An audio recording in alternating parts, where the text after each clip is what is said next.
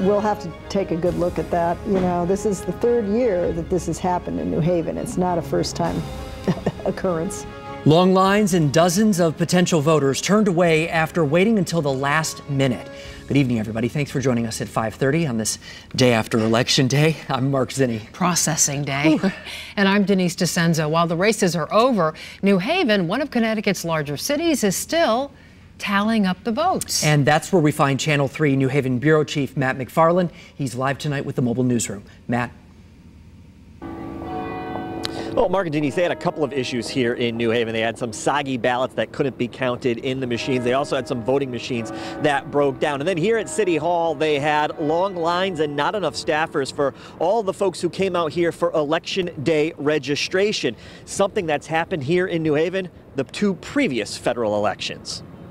The long lines wrapped around the second floor of New Haven City Hall with potential voters who waited to the last minute to register. Unfortunately, it's 8 o'clock and we cannot accept anyone else. But the state says the long lines and those getting turned away are partly New Haven's fault. They just didn't have enough people on the job to get people through the line, even though we gave them plenty of advice about this. That's because the same thing happened 2 years ago in the 2016 presidential election and also 2 years before that.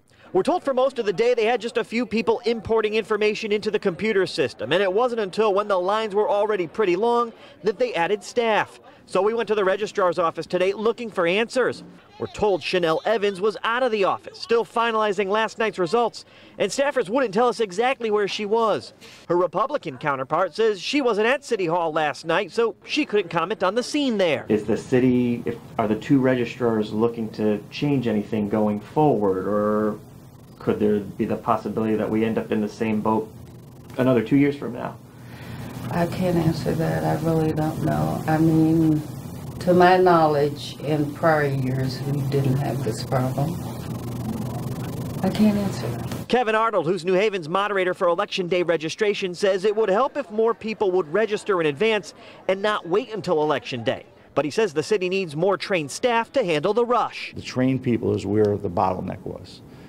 Getting into the Secretary of State's website. I mean, we can't just have anybody doing that. Something New Haven's mayor agrees with. What we have got to ask our registrar of voters to do is to figure out how she gets more people in there.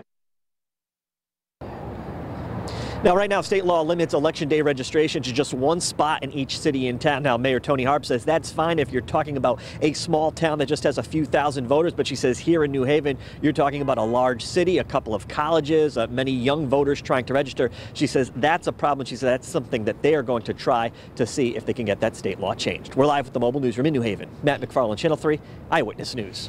All right, thank you, Matt.